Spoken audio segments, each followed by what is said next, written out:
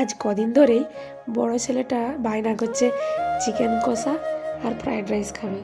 তো বিভিন্ন রকম কাজের চাপে বানানোই হয়ে উঠছিল না। তারপর আজকে ভাবলাম একটুখানি ওকে বানিয়েই দিই। তো আজকে পরীক্ষাটাও বন্ধ আছে, সেই কারণেই আজকে বাজার থেকে একটুখানি চিকেন নিয়ে আসা করালাম। আর বাড়িতে সব কিছু ছিল, গাজর আর বিনসটা আনতে হলো।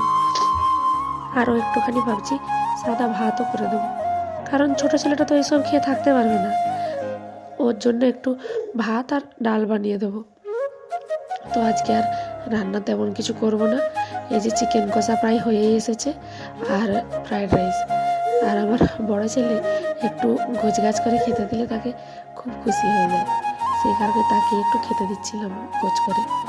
আর ও যেহেতু আজকে সাদা ভাত খাবে না, সেই কারণে আর দিলাম না। এই ফ্রাইড রাইস আর চিকেন কষা দিয়েই ওকে দিয়ে দিলাম। তো ও আজকে তো ভীষণ খুশি, কারণ ওর পছন্দের খাবার রান্না করা হয়েছে, সেই কারণে। আর তাদের এই খুশি মুখটা দেখলেই না মনটা পুরো ভরে যায়, সেই কারণে কলও একটুখানি বানিয়ে দিলাম। এই ছিল আজকের আমাদের দুপুরের মেনু।